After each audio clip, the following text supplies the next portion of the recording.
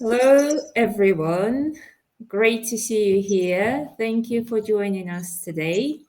My name is Olga Potaptseva. I'm the founder of ECC, and we create customer-centric harmony. We do that by aligning people, processes, and technology to better meet customer needs. We're also passionate about creating opportunities. And before we kick off opportunities to learn for you, let me briefly introduce our partner charity. Life Chance, part of Akapedia Fund, empowers orphans and underprivileged youth in the country of Georgia by providing them with essential life skills and vocational training. We are seeking to raise 2,000 euros they're missing to enhance their glass workshop, where they teach young people those professional skills, and they need that to equip it with a new kiln. If you have an opportunity, please donate as much as you can using the link in the comments. Today, I am delighted to be sharing with you how to integrate CX into the operating model, supported by our esteemed panel of guests. And I'm so grateful for them to be able to join us from all around the world. We've just chatted about the time zones, and it ranges from 7 a.m. in the morning to 9 p.m. at night. So it's a truly global community. So we are privileged to gain insights from these amazing professionals. So let's kick off with the introductions. Andrew is a digital CX leader at Cisco. And Andrew, why don't you say a couple of words about yourself and tell us about the most relevant project you've led or are currently leading that integrated customer experience into the operating model. Thank you, Olga. I'd be happy to. This is such an important topic for CX professionals. So I'm pleased. Thank you for inviting me to talk about it. So I have been in the field of CX for about 14, 15 years. Came from a marketing background, and I was at Cisco Systems, and we didn't have a CX function at all. We sold hardware. So about 14, 15 years ago, we created a CX function, and I was one of the founders of that function. So the largest, the most important project that I've been involved in was really the creation of the CX function at Cisco Systems. This company of, at the time, about 60,000 employees, and there were about 50 of us that created the function. So to try to build that function and try to integrate it into the operating model of the overall company has been a significant project over the last 14, 15 years now.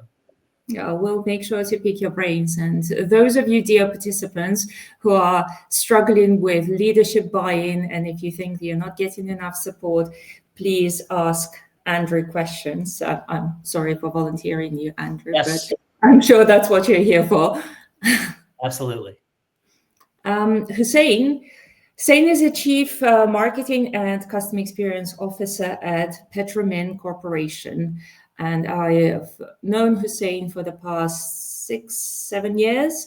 We've had some interesting conversations around customer experience. I'm so pleased you could join us. Please tell us a few words about yourself and your most relevant CX project. Absolutely. Thank you so much, Olga. And indeed, I mean, customer experience is something that me super excited, and I started that journey not as old as Andrew in the field, but about years ago. And it all started when I founded my own digital agency, which I ended up selling to WPP. But this is where we started thinking a lot of the user journey.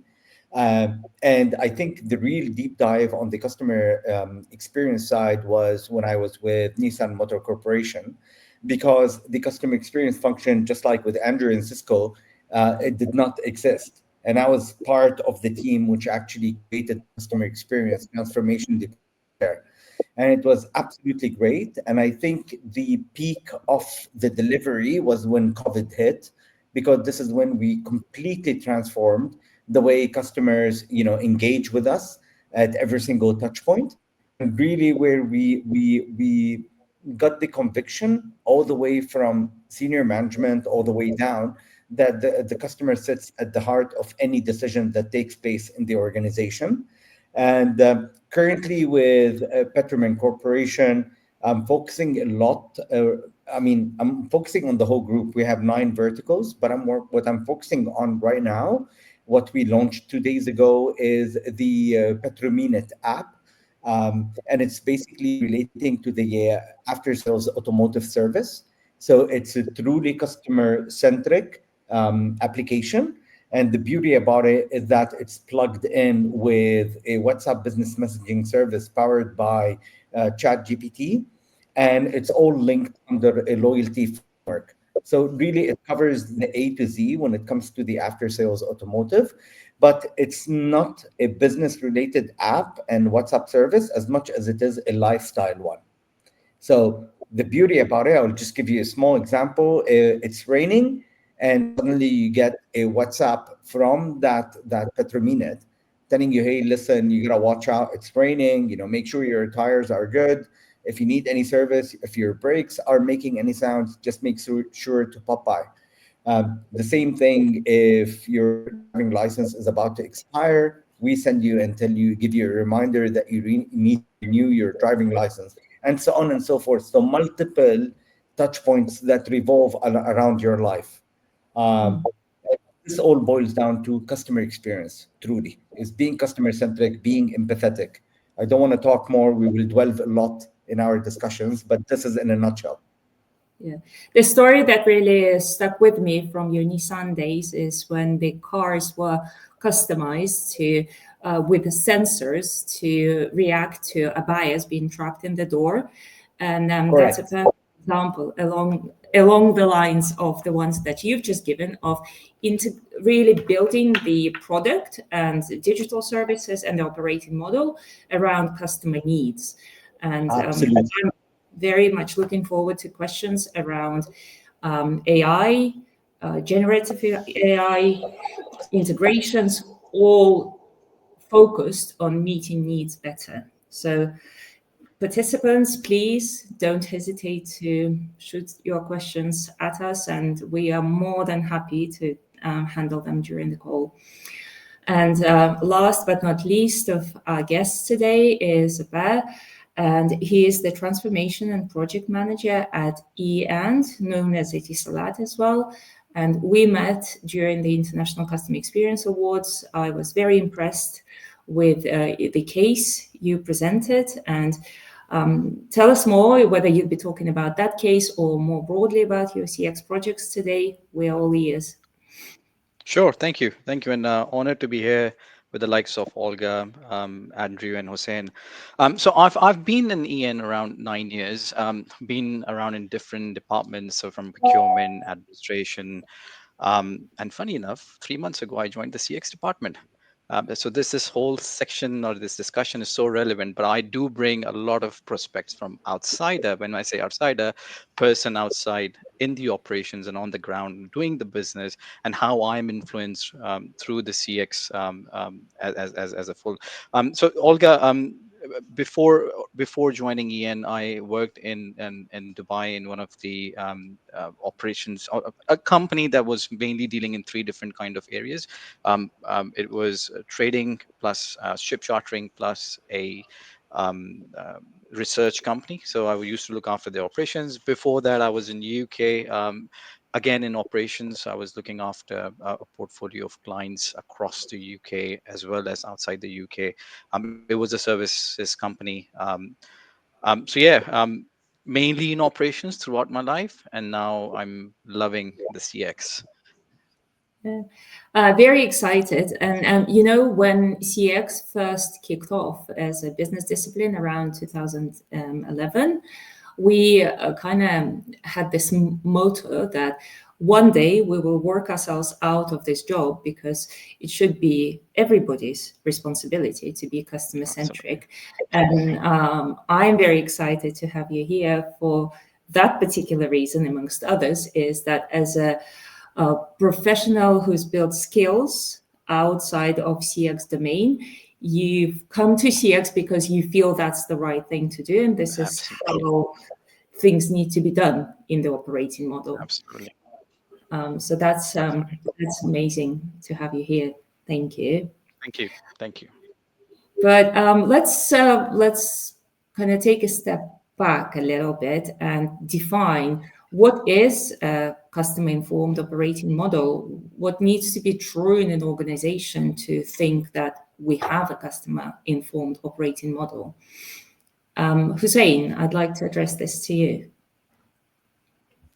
Yeah, absolutely. Look, very honestly, the more an organization grows, the more it falls into the trap of silos, where every single department, rather than start focusing to the benefit of a customer, they start focusing towards their own targets and objectives.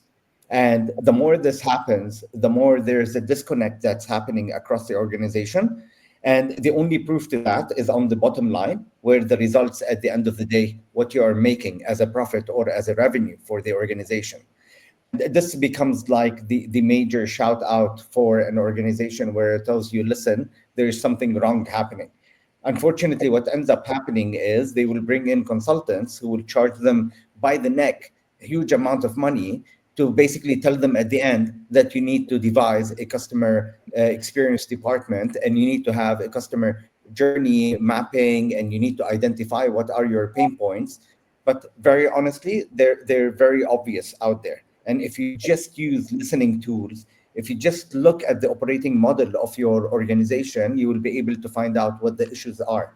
So the most important thing is doing an internal survey within the company and testing if every single department knows what their counterpart departments are doing. This is the starting point of it. The second starting point is cascading it down all the way from the senior leadership about that vision of putting the customer at the heart of everything that we're doing and being truly customer centric. And I would have to pin down here on my days during Nissan. I kid you not, for 3 years, I've been shouting about customer experience, trying to convince people about what we need to do on the customer experience side. And I keep getting told those are nice to have rather than must haves. And only till COVID hit, where suddenly all those nice to have became the must haves. Suddenly, the spotlight is on the customer experience department. How can you help us turn things around? So, and once senior leadership, bought into that, in every single board meeting, a discussion was taking place about the role of customer experience. What we used to call it ROX, return on experience, rather than return on investment. So, what was the return on experience based on the efforts that we're doing? What are the milestones? What's the journey, and so on and so forth. This is in a nutshell, to be very honest with you, about the necessity. I'm not going to talk about the operating model because we have many things we're going to cover during the session. But really, the guiding points are being led top down. So having the belief of the chief executives in customer experience.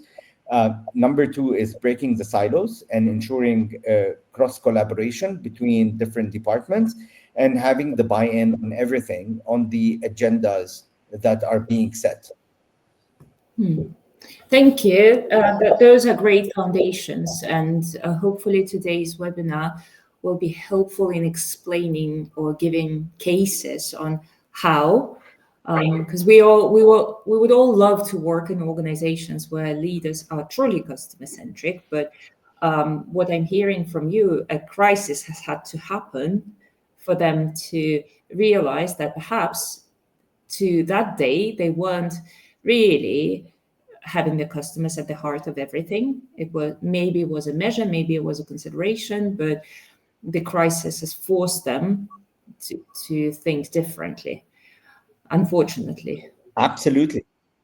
And actually, if I can add, and I will talk specifically about the automotive experience. The organizations that were benefiting the most from the pain points of large multinational automotive companies were the new startups. They identified the pain points that big multinational companies are facing, and what they ended up doing is going and building a business model based on those pain points. And they became much more agile, much more customer centric, much more empathetic, and much faster in implementing those solutions rather than the big multinationals. So again, competition will become extremely heated and tough. Yes, indeed. And Andrew, given that you've come all the way building CX function from the ground and integrating customer centricity into processes, technologies, people, propositions, all aspects of the operating model, how do you define success, and what were your biggest challenges there? Sorry, before I give you an opportunity to answer, there was a comment. Sobia, do you now hear us better? Less echoing on the call? If it's a yes, just type in the comments. If not, then we'll look for other solutions. Sorry, Andrew. That's fine. No problem. So I think that my definition of a customer-informed operation is one that centers its processes on what the customer needs from the standpoint of what the product or the service offering should be. So it's getting the voice of the customer in at the beginning of the process to understand what is the customer need that the product or the service is being developed to respond to. And then how should that product or service be delivered to the customer? Again, what does the customer need or the customer want when it comes to receiving that service? And that's everything from pricing to packaging to delivery channel. And then it's then sort of post-purchase. What does the customer need to then adopt and start using that product or service? And then depending on whether it's retail or different operations, there may need to be some sort of return process that responds to what the customer needs, and then a renewal process as well that responds to what the customer needs. And that's basic processes for a company offering a product or a service. But many times I've seen the voice of the customer is not what is driving the creation of that process or the product to begin with. It starts oftentimes with, I call it the ivory tower syndrome, with product developers or marketers, or I'm not picking on any one function. Everyone, all functions tend to do this. We know what's best for the customer.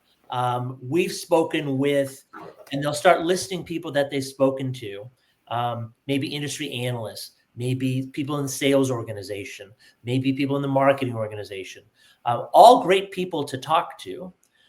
But where's the customer in that discussion? And when I say the customer, it needs to be more than, well, I spoke with 2 customers at a conference recently. So it has to be a systematic approach to bringing in the voice of the customer into every process along the continuum for customers to purchase and to use and to renew that product or that service. That's the definition for me. And what I found at Cisco when we started was a distinct lack of knowledge of that. So some people intuitively understood, and those are the people who really were the best marketers, the best sellers, the best product developers, were the ones who sort of intuitively understood, I need to base what I'm doing on what the customer needs. But organizationally, there was a lot of sort of stuck in old ways of, we'll develop it this way because we've always developed it this way. And this way, again, didn't always involve the customer. It was, we'll build it, we'll roll it out, and the customers will buy it. And if they don't buy it, we'll change our marketing approach. We'll change the messaging for our sales organization, right? We won't address the underlying customer need. We will address it with different messaging. So, which isn't always successful. We spent a lot of time trying to change that internally. Our first few years as a CX function within Cisco, we did some journey mapping, but a lot of what we did was connecting data and processes and people across the company. We were like an IT organization to begin with. We spent 3 years just trying to get access to all the different data sources within Cisco and pull them together. And some teams said, sure, you can have access to its customer data. Other teams said, you can't have that. Like, that's our data. So there was a lot of that sort of work, breaking down silos and connecting the organization on the back end. And then also evangelizing internally for the discipline of experience. So what do we mean when we talk about a customer experience? What's an example of a good experience? What's the example of a bad experience? How do we come up with a common definition and value proposition for experience, for customer experience and customer centricity?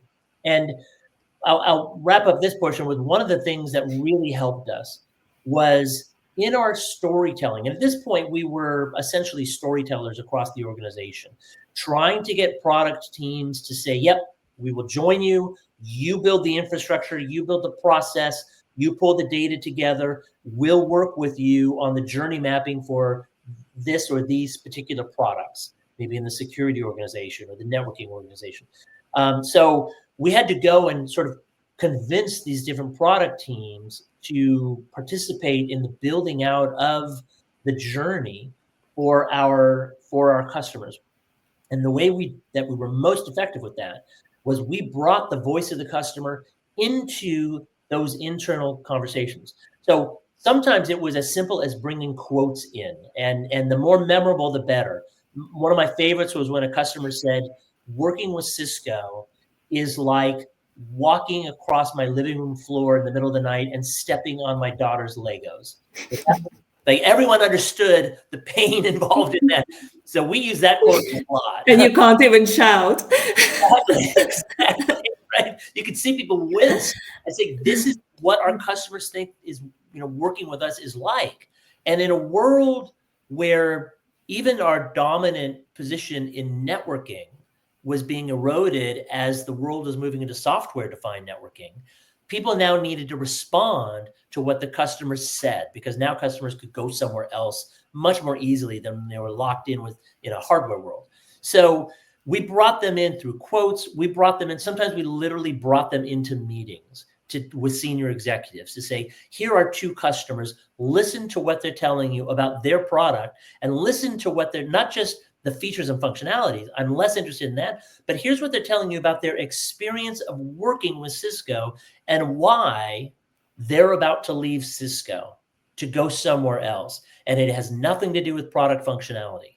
It has to do with how difficult it is to work with Cisco to get the value out of the functionality that they initially signed up for with their purchase. So that bringing the voice of the customer into even internal conversations to convince hesitant executives of the need to pay attention to what the customer experience is.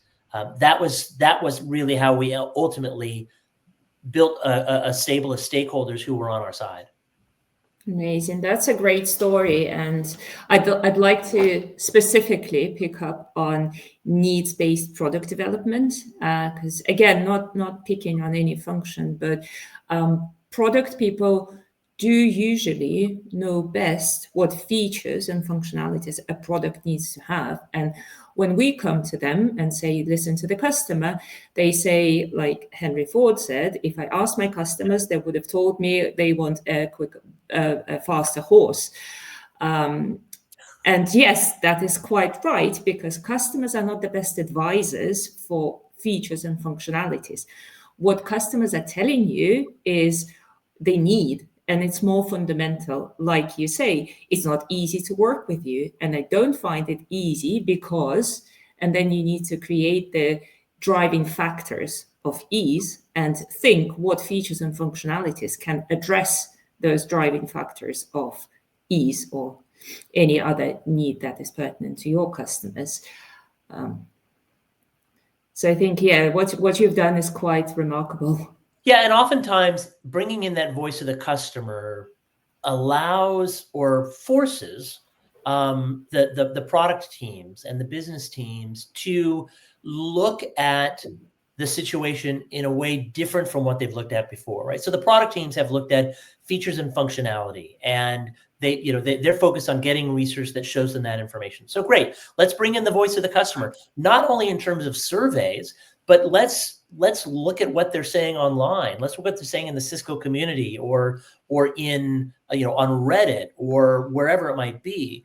Let's do the work for them to bring the voice of the customer into those conversations by giving them a sort of a broad sense of what customers are saying, or I should say what thousands of customers are saying, not the two that they might have spoken with at a trade show. And also to allow them to sort of look outside, like bring their head up from the computer. So a great example of this is when we were working with the security team. Cisco has 9 different security products: email, web, dual factor authentication, on and on. So 9 different security products. And each product team was doing their best to build the best product and get it into the sales team's hands and convince the sellers to focus in on selling their product. And what they weren't realizing was customers had been saying for a long time, we want a bundle of these 9. Like, you're not best of breed in each of these 9 product categories, but give us a bundle and we will buy that, right? Because there will be a simplicity to us instead of dealing with 9 different vendors. So, the security overarching business unit built out a bundle.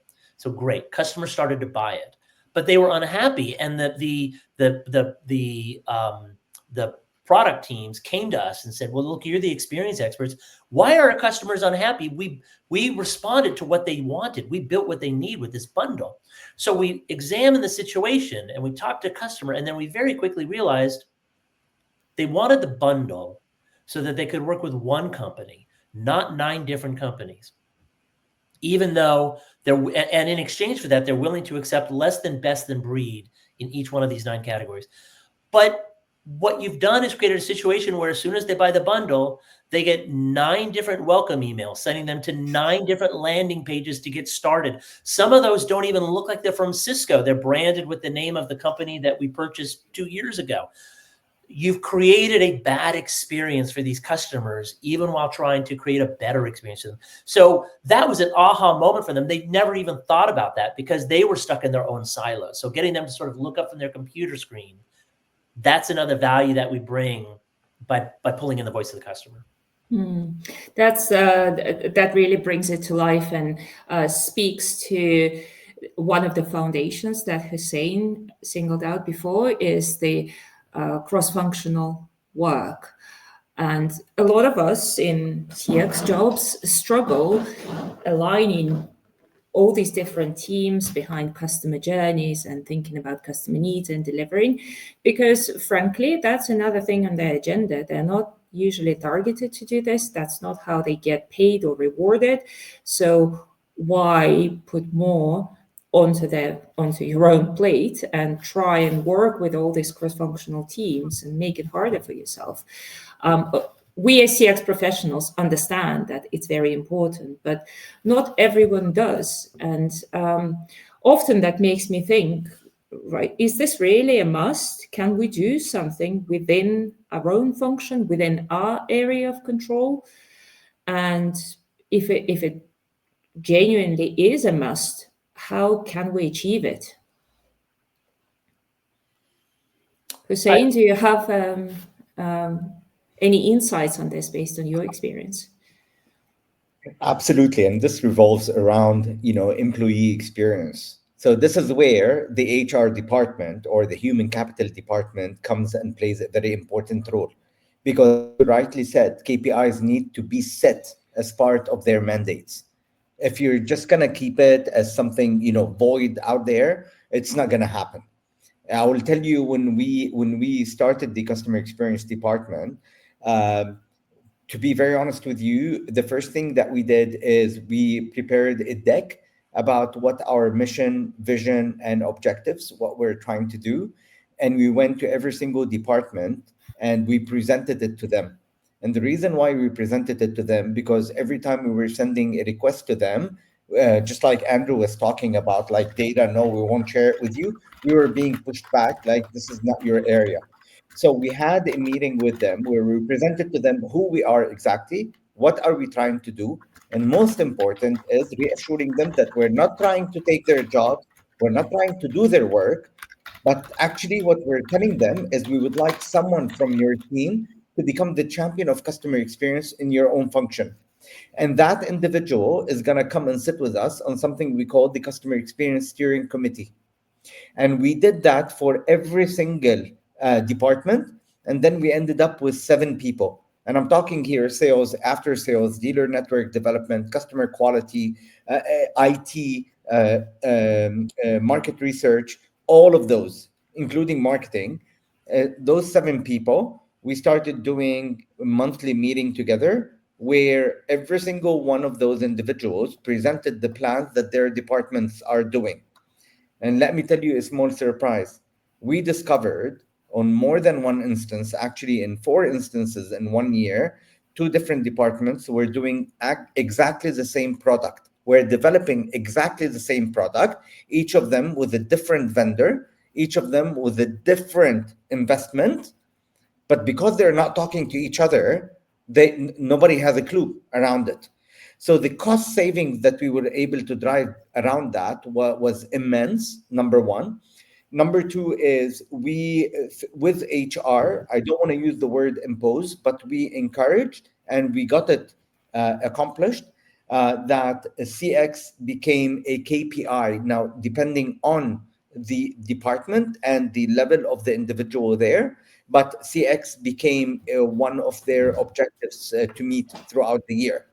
So how would they able to contribute to ROX, return on experience, be that in any form or shape that is, and that helped a lot. So that customer experience steering committee became absolutely great because it wasn't only just contained within the organization Nissan, but it evolved into having our dealers having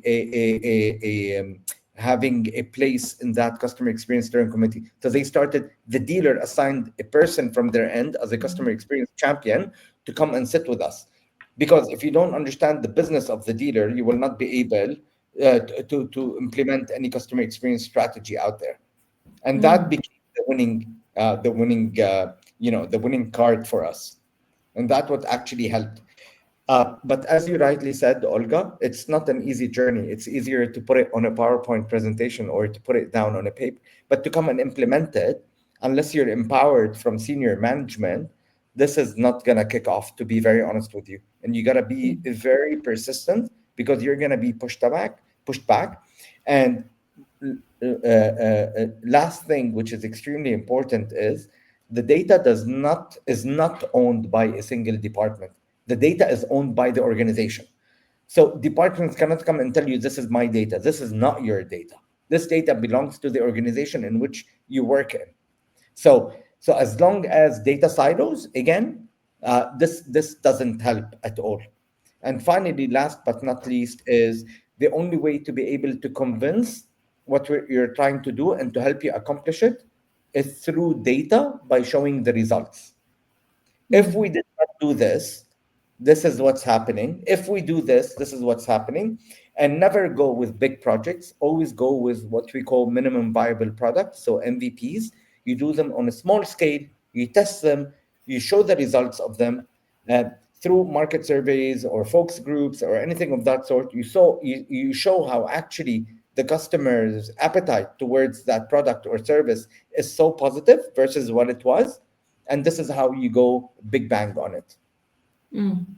Very valuable. And what I'm hearing is that even if you are given a mandate for customer experience from the leadership, you have to prove the right to be and demonstrate that your function is actually delivering something beyond, nice quotes and happy faces, right? So you do real projects, run them at a scale that you can manage, show the business the real results, customer satisfaction and business results included, and then people start listening, and then you can really drive organizational change and set KPIs and be a little bit more on the enforcement side as well as the engagement side. And Zubair, did you have any similar challenges? I'll come back to you, Hussein, in a moment. Yeah, yeah. Did you have Yeah, any sure. change within your organization? So Ogla, we as everybody knows, Etisalat went through a major transformation from being an Etisalat, a telco, into a techco. So we've been very lucky, top down. The change, the cultural change was enforced by the management. But being a CX professional, or I would say when I was in operations before and administration and procurement, we got to understand you're going in and trying to change something that the guy probably 10 years ago did something with a lot of nights and days spent on something to make it happen, won awards and all, and you're going there and saying, this is not good, it's not working, you got to change it, our customers are not happy. And trust me, it does, it takes a lot of efforts to convince them. And I kind of agree with, or in fact, 100% agree with Hussein and Andrew as well. When you are changing, you got to change with a proof, a number, the things, how things are going to change. And what we believe in, and then this is something that we do in our department and all, is that when we create a journey, we don't just simply create a journey. This is what my customer is saying. We actually break it down into pieces, and we bring people from those departments to sit on those pieces and make us understand what is something that we're missing out. Maybe there is a loophole that maybe I've not got my eyes on. And trust me, and I've seen through this project reengineering, process reengineering, is that when you do these deep dives, not only you help your customers, you actually bring a lot of efficiencies and agility within your processes and things that you do. Perfect example that we were sitting in that awards submission, the project we did for Hayak application, legacy processes done a long time ago, a process that was probably created many years ago. If I would have done a process reengineering by myself, um, I would have fixed something, small little thing. But what we did is that we bring people from every single department, sat down with them and say, if I'm going to change this, what is the risk? Am I missing out a system? Am I missing out a particular process that is going to trigger something else in, another area of the business? And over time, we saw that process shrinking down from 14, 15 touch points to only 4. So not only I have created a very good customer experience, but what I've done is that I've created a very agile, a super process that can be future proof as well. And this is something that and as I said, this is something that we have um, got from top to down. So anytime and anybody in at the start does some sort of projects today, they and I would say, Alhamdulillah, we are now blessed to have this culture that let's not do something silo. Let's bring everybody together.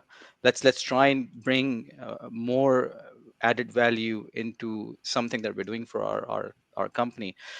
Small little example is every time you sell something, and I'm sorry I'm taking a bit of time, but anytime we sell something, what we look at the product or the service that we're selling is needs to be a bit more customer oriented.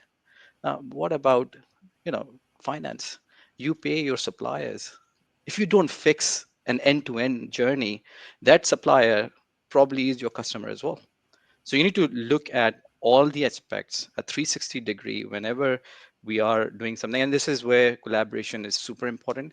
I agree with Hussein. You need to bring people from cross-functional departments. You need to have champions. You need to have ambassadors who understands not only their business, but also have that spark of customer experience within them. What I'm also loving about your approach, that you're speaking from a place of empathy and in a very thoughtful change management. You're not barging in and saying, look, I know how to do this best, because realistically we don't. The silos exist for a reason, and they exist because there is functional speciality, right? They know how to do their job. Maybe we're bringing them additional insights and we're showing them their work from a different point of view, but we can't do their job better than they do.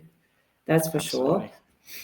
And I also loved how you made it very tangible for everyone, because customer experience might be one of those, go hug your customer concepts. Like, sure, we're all customer centric, but when you say, okay, this is actually relevant to you because it makes your process better as well, that this is when people start paying attention, I think. Absolutely. And one thing I want to add, don't forget to give them credit. If you don't do that, you will not get them next time. So again, it's super important. Um, Celebrate with them. Let them be part of your celebration. And then this is something that we try to do because customer experience is ever evolving. You need them today, you will need them tomorrow. Yeah. You're absolutely spot on, Zubair. The key in customer experience is when something works, it's not about the customer experience team going and making a glory out of it. It's actually really celebrating the success of the department that actually made it happen, because this Absolutely. is when you will get the full on buy-in from them, and you will have them forever as your endorsers, your supporters, and so on and so Absolutely. forth. Absolutely spot on, Zubair. This is so Thank you. important and so key. Yeah. In addition to celebration, what other things can we do to sustain customer-centric focus? So, look, very honestly, is I can't emphasize enough on breaking the silos how extremely important. Number two, about the cross collaboration between the departments, how ensuring that every department has a voice to give. And over here, I will tell you, I don't know whether it's true or not, but I've read it. Whenever a new a customer experience director or a marketing director joins any organization, they decide they want to change things according to the way they know. And they're like, fire this agency, get this agency on board, and so on and so forth. uh, do you know how Coke Studio came to life? Coke Studio came because the marketing director and the customer experience director jointly together decided to allocate 10% of their budget for the year to put it on innovation. And what they did is they invited every single department in Coke to actually come and start thinking of innovation, and they funded that. And what they started doing is bits of the 10%, like I was talking about MVPs, they started spending it on the most highly rated projects, that innovative projects that came out, and this gave birth to Coke Studio. Coke Studio, which is something doing absolutely fabulous out there, which released so many artists. So innovation becomes extremely key. I will tell you one thing which we used to do at Nissan. The admin wrote here on the chat, feel free to share your examples of good and bad CX. Um, Unfortunately, if people started replying to it, you'll find most of them are bad examples of CX, because they will fight to find really a good example. So what we used to do on a quarterly basis is we used to gather our employees, give them post-it notes, and ask them to write on that post-it note, during that last quarter, what was the last best experience you've had with any brand or organization? So during that last quarter, what was the last best experience you've had? Why did we used to do that exercise? Because our objective was to beat the last best experience you've had it with any company or brand. So this is where we started explaining to them what exactly we're trying to do. And the most important thing, like you rightly said, Olga, the empathy. We were trying to explain to our colleagues in the organization that the customer and the consumer are actually not just share of pocket. Those are human beings. Those are people with feelings, with emotions, with fears, with aspirations, with wants, with needs. So you gotta think of them. And more important, you're actually one of those customers and consumers, because you actually go and buy product, you actually engage with products. So the more you emphasize on those and keep giving examples, the more you start making them think of what exactly is going on, and the more you start highlighting to them how journeys are disconnected or there are pain points.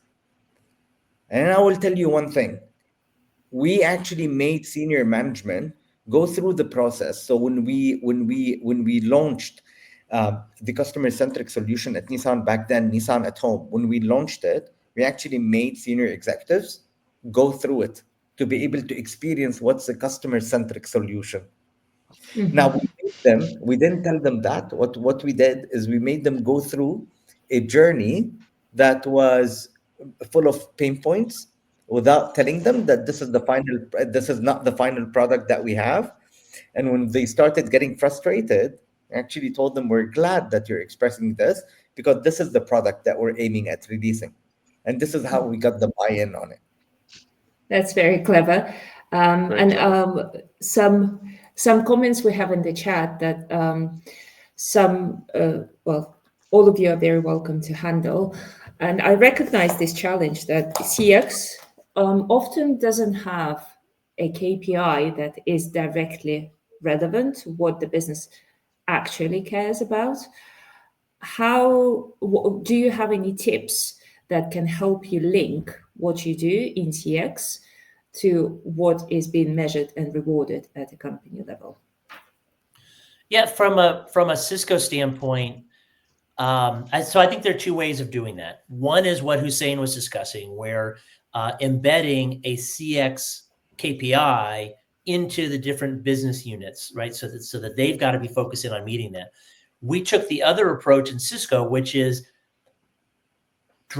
showing how the work that we were doing to improve the customer experience was directly affecting their KPIs that they care about. So one of the questions is about the potential impact on renewals. So when we worked with the renewals organization, we could very clearly point to the impact that the improved customer experience through the journey mapping that we did, right, through all the different steps in the process, through all the operational steps that we took, the end result was increased renewals, reduced churn rate, increased renewal rate, increased revenue based on that.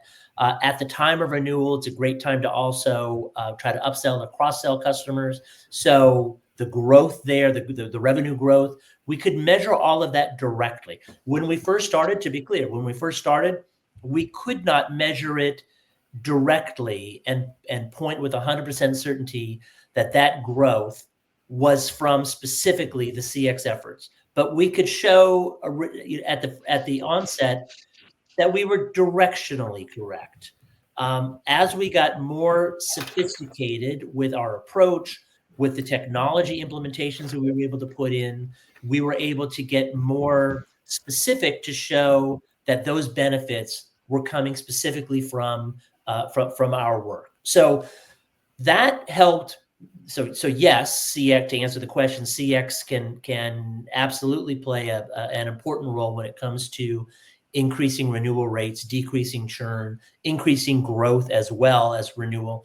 But it also helped us embed an appreciation for the work that we were doing and our collaboration with those teams into those teams based on the metrics that they cared about, right? Based on what they were getting bonuses on.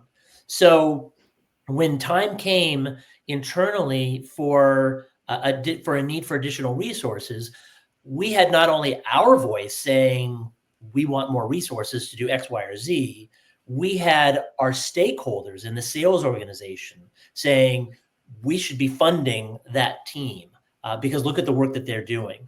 So whether that was the team that cared about renewal sales, or whether that was the team that was focused on adoption, and we were able to show the increase in adoption and the increase in the speed of adoption that we were able to directly deliver, right? Whatever that team cared about. We also looked at cost saving. So we worked with the customer support organization, and we also worked with finance. And this is a key element I want to talk about for a second.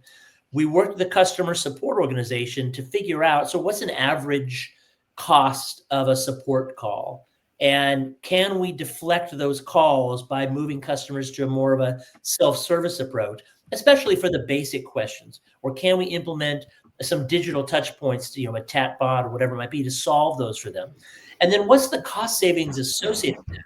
We didn't come up with that number ourselves. We didn't have customer support sort of throw out a number.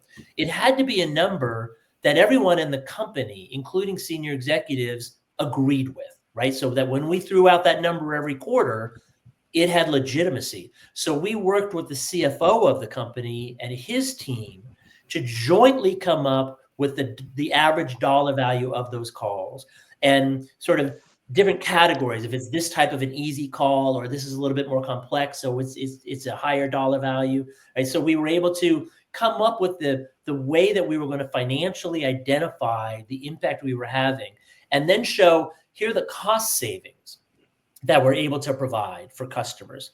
So that's a way to not only prove value, but to then build sustainability into that effort. Because once people see the value, they want to sustain that value, right? Because it has direct impact to what they care about, saving money, growing sale, whatever it might be. And I think one last thing I want to add on to what Zubair mentioned was, when we think about customer experience, we're often thinking about the customer-facing side, right? So journey mapping or omni-channel, and that's very important. But to me, that customer-facing is almost like the tip of the iceberg, and everything that's under the water is the internal process optimization that Zubair mentioned.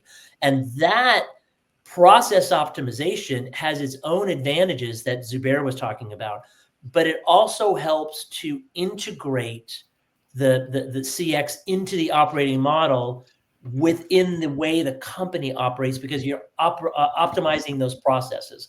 So I think both of those, customer-facing and sort of internal-facing approaches, help provide the exceptional customer experience and integrate CX into the operating model in a sustainable way.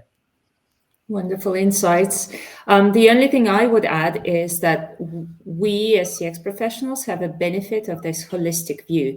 We kind of sit across functions, and going back to the question around retention that we have in the chat, I used to head up an experience function within insurance. And as everyone knows, retention is paramount to financial success in insurance. And very often underwriting are trying to explain insurance renewal rates with data that's available to them, like campaigning or discounts. And I spent 2 years making friends with underwriting director and trying to understand his mindset and how I can be helpful.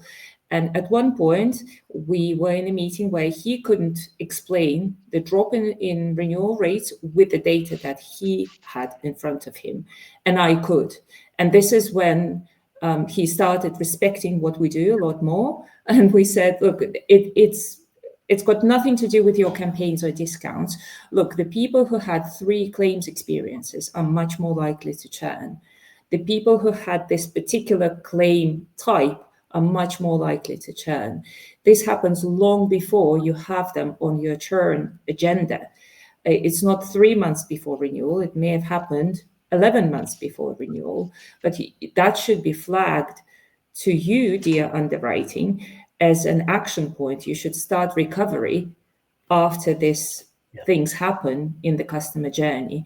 And I think that's where we have a lot of power, if we have the right data and the right connections, is to bring those insights to life. Yeah, I mean, that's bringing the voice of the customer. We think about the voice of the customer, it's more than survey responses, focus groups, sort of actual voice, spoken word. It's the insights into the customer needs, frustrations, processes that comes from looking at reams of data, using data analytics to understand sort of customers writ large, as well as down to the individual level, and being able to bring that data into those conversations like you were just describing. So important to be able to be the experts within the company of the discipline of experience, but also the voice of the customer. And what are they saying, good, bad, or ugly? And there was a question about discounting, and then I'll stop. But there was a question about discounting.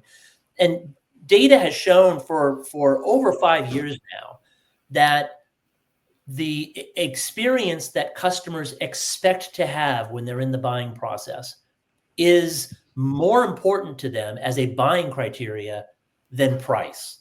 So I think there's a traditional response of trying to build sales by maybe, well, let's look at price. And maybe we offer discounts, maybe we lower the price, however we're going to adjust the price. But what customers are saying is the most important thing to me is what's the functionality, right? Does this product or service do what I need it to do to fill my need? The second most important buying criteria is quality. Is it going to break all the time, or is it going to work, right? So that's because I can't get the value out of it if it's broken all the time. Number 3 is experience. So does it do what I need it to do, and will it actually work, or will it break? And number 3 is, what's my experience going to be like? Is it going to be easy for me to get the value out of this that I'm looking for, or is it going to be painful and a pain, and I don't want to deal with it? And then number 4 is price.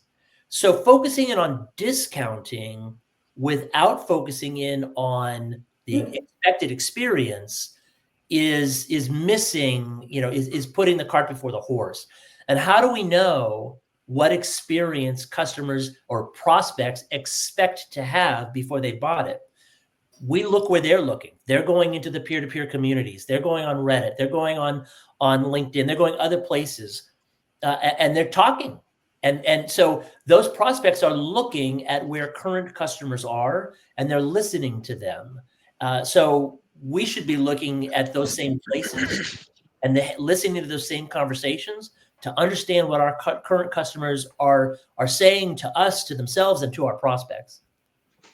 I sense there is another topic for another webinar coming up, is the customer listening and how we can harvest it without just solicited feedback. But before I wrap up and ask for summaries of your thoughts and insights, I'd like to remind everyone who's listening to us that we support a charity, a wonderful charity in Georgia that helps youth from disadvantaged backgrounds to have a dignified future, and they give them necessary skills. And today they're trying to fundraise for a glass kiln for their workshops. If you can donate however little, please use the link in the comments. We would really appreciate that, and they would as well. So in the 3 minutes that we have remaining, I'd like to ask Zubair, Hussein, and Andrew to summarize their key insights. And I'm not going to make it easy. I'm going to give you just 7 words.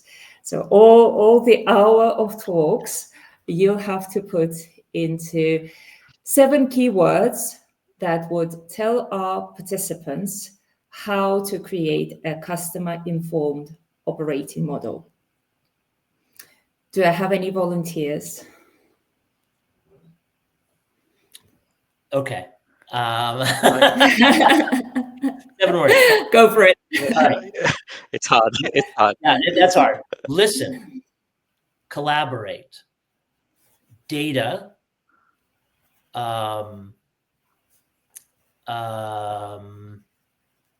stakeholders, and process. Well done. You got it in 5. Oh, 5. Okay. It's counting off of my hands. I got the other 2 fingers. I'll go next. Put yourself in the customer's shoes. This is 1. Number 2, set clear objectives and targets. Number 3, collaborate cross-functionally with other departments. Number 4, like Andrew said, use data to validate what you're trying to prove. Number 5 is get IT and market research extremely close to you. Number 6 is don't let the conversation with senior management be financial led, but rather facts led. And number 7 is use tools to keep listening to what your customers are saying. That was slightly more than 7 words, but I'll let you get away with it. Gosh, I'm sure I find took very notes. hard now. Well, at least you know that rules can be broken here. Yeah, no, I mean, I think Andrew and Hussein has covered everything. But let me just re-emphasize on listening to your customers. Super important. Adapt wherever possible. Evolve with your customers. Don't just sit on your old systems, processes. Evolve your processes. Bring everybody together.